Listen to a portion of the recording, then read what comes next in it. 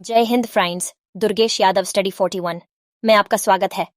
आज के इस वीडियो में हम नए संसद भवन से जुड़े हुए महत्वपूर्ण प्रश्न कवर करेंगे जो आपके आने वाले सभी एग्जाम के लिए काफ़ी ज़्यादा इंपॉर्टेंट है और 100% यहाँ से क्वेश्चंस एग्जाम में पूछे जाएंगे। वीडियो को ध्यान से देखिएगा, ट्रेंडिंग टॉपिक है और काफ़ी ज़्यादा डिमांड में है। लास्ट में क्वेश्चन भी पूछा है मैंने आप सभी लोगों से, जिसका आंसर आपको कमेंट करके बताना है। शुरू करते हैं फर्स्ट क्वेश्चन से। भारत के नए संसद भवन का उद्घाटन कब किया गया? उत्तर होगा ऑप्शन सी वाला 28 मई को। 28 मई को भारत के नए संसद भवन का उद्घाटन किया गया है, 28 मई 2023 को। नेक्स्ट है, भारत के नए संसद भवन का उद्घाटन 28 मई को किसके द्वारा किया गया? कौन है यह? यह हमारे भारत देश के प्रधानमंत्री हैं नरेंद्र मोदी। इनके द्वारा नए संसद भवन का उद्घाटन 28 मई 2023 को किया गया। कहाँ पर किया गया है? नई दिल्ली में किया गया है। अगला देखिएगा, नए संसद भवन का वास्तुकार कौन है? यह सवाल एग्जाम में पूछा जाएगा। बताइए उत्तर क्या होगा? उत्तर होगा यहाँ पर ऑप्शन ए वाला, बीमल पटेल। बीमल पटेल नए संसद भवन के वास्तुकार हैं। कुछ एक्स्ट्रा पॉइंट्स भी हम यहाँ पर कवर करेंगे। देखिए, नई संसद भवन का निर्माण टाटा प्रोजेक्ट ने किया है, जबकि इसके डिज़ाइन को अहमदाबाद की company HCP design and management private limited ने अंजाम दिया है। अगला सवाल है, नए भवन को बनाने में लगभग कितने करोड़ रुपए खर्च किए गए हैं? देखिए 1200 करोड़। कितने? 1200 करोड़ रुपए में बनकर तैयार हुआ है नया भवन हमारा। ठीक है, नया संसद भवन। यहाँ पर आप पीछे देख रहे होंगे, ये जो गोल आकार में बना हुआ है यह पुराना है। ये बना था 1921 में शुरू हो गया था इसका काम बनना, और 1927 में यह बनकर तैयार हो गया था। ये पुराना वाला संसद भवन, इसको बनने में उस समय 83 लाख इतने रुपए का ही खर्च आया था। लेकिन अब जो बनाया गया है सन 2023 में जो बनकर तैयार हुआ है, इसको बनाने में 1200 करोड़ रुपए का खर्च आया है। चलिए नेक्स्ट है, नए भवन के लोकसभा चैम्बर में कितने सदस्यों के बैठने की क्षमता है? कितने इसमें बैठ सकते हैं? देखिए 888 सदस्य इसमें बैठ सकते हैं। इतने बैठ सकते हैं, याद रखिएगा, काफ़ी ज़्यादा इंपॉर्टेंट पॉइंट। एक्स्ट्रा पॉइंट्स यहाँ पर कवर करेंगे। नए भवन के लोकसभा चैम्बर में 888 सदस्य और राज्यसभा के चैम्बर में 384 सदस्य बैठ सकते हैं। दोनों सदनों की संयुक्त बैठक होने पर लोकसभा कक्ष में कुल 1280 सदस्यों के बैठने की व्यवस्था की गई है। बहुत ज़्यादा बड़ा बनाया गया है। नई संसद भवन की आधारशिला कब रखी गई थी?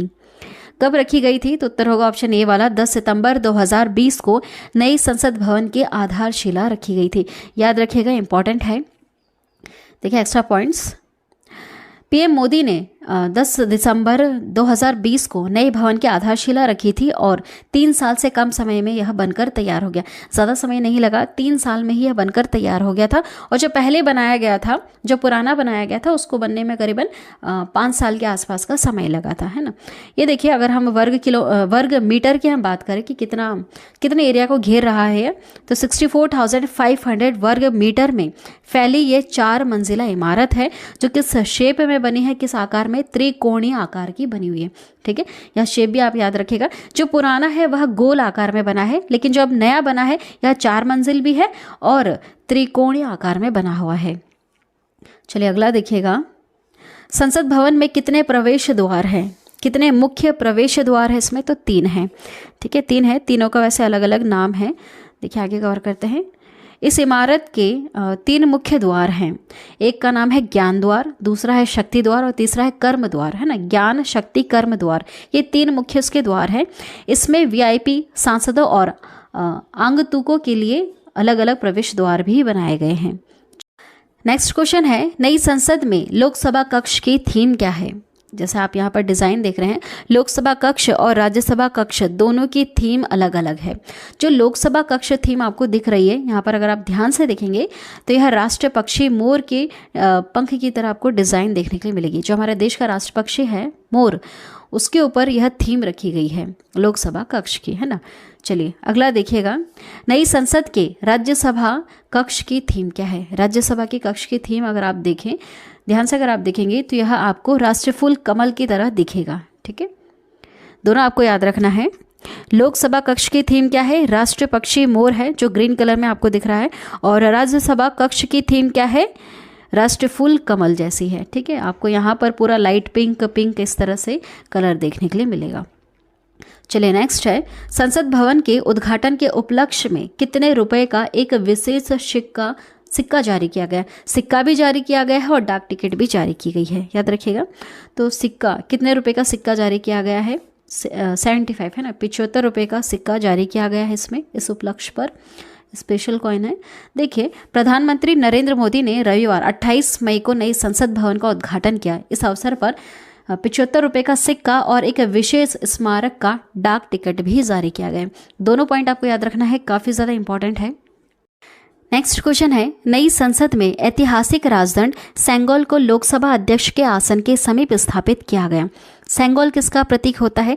यह काफ़ी ज़्यादा चर्चा का विषय है। देखिए, यह सत्ता हस्तांतरण का प्रतीक है, सत्ता हस्तांतरण का प्रतीक है। यहाँ पर कुछ एक्स्ट्रा पॉइंट्स हम कवर करेंगे।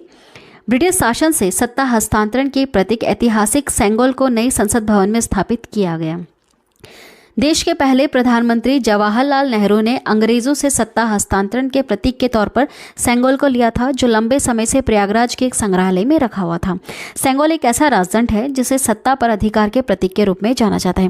देखिए, जो देश के पहले प्रधानमंत्री हमारे पंडित जवाहरलाल नेहरू जी, जब उनको पता चला कि इस तरह की कोई प्रथा पहले के राजा महाराजा चलाया करते थे, जैसे चौल राजा थे ना, सम्राट वगैरह था, तब इस तरह की कोई प्रथा चला करती थी। एक राजा से जब सत्ता दूसरे राजा के हाथ में जाती थी तो सेंगोल को उनके हाथ में दिया जाता था। जब उनको यह प्रथा पता चली पंडित जवाहरलाल नेहरू को, तो इन्होंने तमिलनाडु से सेंगोल को मंगवाया और अंग्रेज़ों के हाथ में दिया ताकि वापस उनसे ले सके इस प्रतीक के रूप में, ताकि उनको यह एक तरह की वो बस प्रथा करना चाहते थे, यह प्रूफ करने के लिए कि अब ये जो सत्ता है ये अंग्रेज़ों के हाथ से हमारे हाथ में आ चुकी है। तब इसका प्रयोग किया गया था। उसके बाद तो इसको एक संग्रहालय में रख दिया। कौन से संग्रहालय में? प्रयागराज के संग्रहालय में रख दिया गया था। लेकिन अब जब ये नया संसद भवन बना है ना हमारा, तब यहाँ पर इसको वापस स्थापित किया गया, मतलब वापस यहाँ पर लाके रखा गया है, ठीक है, ताकि यह बताया जा सके कि अब सत्ता किनके हाथ में है। जो अभी सरकार बनी हुई हमारी, उनके हाथ में सत्ता है। बस ये चीज़ दिखाने के लिए अब यहाँ पर इसको रखा गया है ना। सेंगोल एक ऐसा राजदंड है जिसे सत्ता पर अधिकार के प्रतीक के रूप में जाना जाता है। ये मेन लाइन है, बस आपको यही याद रखना है। बाकी इसके पीछे की क्या स्टोरी है ये हमने कवर कर ली। चलिए नेक्स्ट है, मौजूदा संसद भवन का निर्माण कब शुरू हुआ था? कब शुरू हुआ था? तो देखिए 1921 में शुरू हुआ था। ये जो पुराना आपको दिख रहा है ना, इसका निर्माण काम 1921 में शुरू हुआ था और इसको बनने में लगभग 5 साल का समय लगा था। और रुपए की हम बात करें तो काफ़ी कम रुपए लगे थे, 83 लाख के आसपास लगे थे। नेक्स्ट देखिएगा, कुछ एक्स्ट्रा पॉइंट्स हम यहाँ पर कवर करेंगे। मौजूदा संसद भवन का निर्माण 1921 में शुरू हुआ था और 1927 में बनकर यह तैयार हो गया था, जो लगभग 100 साल पुराना है। तो 100 साल पहले की जो टेक्नोलॉजी थी और जो अभी की जो टेक्नोलॉजीज है उसके अनुसार ये फिट नहीं बैठ रहा है, इसलिए भी नए भवन को बनाने की ज़रूरत पड़ी। देखिए 2026 के बाद परिसीमन की स्थिति में लोकसभा सीटों की संख्या बढ़ सकती है, क्योंकि सीटों की संख्या बढ़ाने पर लगी पाबंदी सन 2026 में समाप्त हो जाएगी। देखिए इस लाइन को समझना बहुत ज़्यादा ज़रूरी है। अभी जो सीटें हमारे पास चल रही हैं, लोकसभा की जो सीटें हैं, राज्यसभा की जो सीटें हैं, यह पहले के अनुसार चल रही है। पहले की जो जनसंख्या थी उनके कैलकुलेशन के आधार पर ही चल रही है। लेकिन सन 2026 तक एक डेडलाइन दे रखी है कि उसके बाद जो पॉपुलेशंस होगी, हमारे देश की जो पॉपुलेशन होगी ना, उसके अनुसार लोकसभा की सीटें और राज्यसभा की सीटें तय करेंगे। तो वहाँ पर सीटें बढ़ने की चांसेस हैं, वो तो बढ़ना ही है क्योंकि पॉपुलेशन काफ़ी ज़्यादा बढ़ चुकी है। उसके अनुसार लोकसभा की सीटें भी काफ़ी ज़्यादा बढ़ेंगी, राज्यसभा की सीटें भी बढ़ेंगी। तो जो पुराना जो बना हुआ है, जो 100 साल पुराना संसद भवन है, उसमें सीटें उतनी नहीं है, इसलिए जो अब बनाया गया है उसमें सीटें भी काफ़ी ज़्यादा बढ़ा दी गई हैं। ठीक है, चलिए नेक्स्ट देखिएगा, भारतीय संसद के कितने सदन हैं? भारतीय संसद जो हमारी है उसके कितने सदन हैं? 2 सदन हैं, एक है लोकसभा और दूसरा है राज्यसभा। इसके 2 महत्वपूर्ण सदन होते हैं, याद रखिएगा। नेक्स्ट है, संसद का लोकप्रिय सदन कौन सा है? लोकप्रिय से आप यहाँ याद रखिएगा, लोक यहाँ पर भी लिखा है और लोकसभा में भी लोक लिखा है। इस तरह से आप याद कर सकते हैं। यह क्वेश्चन कई बार एग्जाम में आया है, इसलिए आप इस तरह की ट्रिक लगा सकते हैं ना। संसद का लोकप्रिय सदन कौन सा है? लोकसभा है। नेक्स्ट है, संसद के किस सदन को प्रतिनिधि सभा भी कहा जाता है? इसके बहुत सारे नाम हैं। लोकसभा जो है ना, इसके बहुत सारे नाम होते हैं, सारे नाम आपको याद रखना है। लोकप्रिय सदन है, प्रतिनिधि सभा है, निम्न सदन है। चलिए आगे बढ़ते हैं। संसद का स्थायी सदन कौन सा था? स्थायी सदन कौन सा है? राज्यसभा है, जिसे भंग नहीं किया जा सकता है, विघटित नहीं किया जा सकता है, इसलिए इसे कहते हैं स्थायी सदन। राज्यसभा को क्या कहते हैं? स्थायी सदन कहते हैं, याद रखिएगा। नेक्स्ट देखिएगा, भारतीय संसद में शामिल है। भारतीय संसद में कौन कौन शामिल होते हैं? देखिए, भारतीय संसद के 3 अंग होते हैं, लोकसभा, राज्यसभा और राष्ट्रपति। 3 अंग है, लेकिन 2 सदन है। सदन कौन से हैं? लोकसभा और राज्यसभा, 2 उसके सदन होते हैं। ठीक है, चलिए नेक्स्ट है, भारतीय संविधान के किस अनुच्छेद में कहा गया है कि संघ के लिए एक संसद होगी जो राष्ट्रपति और 2 सदनों से मिलकर बनेगी? यह किस अनुच्छेद में कहा गया है? अनुच्छेद 79 में कहा गया है, याद रखिएगा। नेक्स्ट क्वेश्चन है, भारतीय संसद के कितने अंग हैं? बताइए, अभी हमने कवर किया कितने अंग हैं? इसके 3 अंग हैं। कौन कौन से? लोकसभा, राज्यसभा और देश के राष्ट्रपति। नेक्स्ट देखिएगा, संसद का निम्न और उच्च सदन कौन सा है? निम्न अभी हमने देखा, निम्न होता है लोकसभा, है ना, और उच्च सदन होता है राज्यसभा। याद रखिएगा, काफ़ी ज़्यादा इंपॉर्टेंट है। कई बार ऐसे सिंगल क्वेश्चंस भी पूछे जाते हैं कि निम्न सदन किसे कहा जाता है और उच्च सदन किसे कहा जाता है। उच्च सदन होता है राज्यसभा और निम्न होता है लोकसभा। लोकसभा के और नाम अभी हमने देखे, कौन कौन सा? प्रतिनिधि सभा भी कहा जाता है और लोकप्रिय सभा भी कहा जाता है ना, लोकप्रिय सदन भी है यह। नेक्स्ट क्वेश्चन है, संसद के 2 क्षेत्रों के बीच अधिकतम कितना अंतराल दिया जा सकता है? सही उत्तर होगा यहाँ पर ऑप्शन सी वाला, 6 महीने का। ठीक है, 6 महीने का अंतराल 2 क्षेत्रों के बीच में दिया जा सकता है। अगला है, संसद के कितने सत्र होते हैं? याद रखिएगा, संसद के बजट सत्र, मानसून सत्र, शीतकालीन सत्र, ये सभी इसके सत्र हैं। ठीक है, कितने सत्र हैं? सभी हैं इसके, बजट सत्र भी है, मानसून सत्र भी है और शीतकालीन सत्र भी है। अगला है, लोकसभा व राज्यसभा की संयुक्त बैठक कब की जाती है? जब लोकसभा एवं राज्यसभा में मतभेद हो जाता है तब दोनों की संयुक्त बैठक की जाती है। अगला है, स्वतंत्र भारत के संसदीय इतिहास में अभी तक कितने बार संयुक्त बैठक या संयुक्त अधिवेशन बुलाया गया है? कितनी बार? तो ऐसा 3 बार ही हुआ है कि संयुक्त बैठक इनकी बुलाई जा सके। ठीक है, नेक्स्ट है, संसद के दोनों सदनों के संयुक्त अधिवेशन की अध्यक्षता कौन करता है? अगर बुलाया जाता है इस तरह से दोनों को एक साथ, तो इसकी अध्यक्षता कौन करते हैं? लोकसभा के अध्यक्ष इसकी अध्यक्षता करते हैं। अगला सवाल है, भारत की संचित निधि से धन निर्गम पर किसका नियंत्रण होता है? हमारी जो देश की संसद है उसका नियंत्रण होता है भारत की संचित निधि से धन निर्गम का।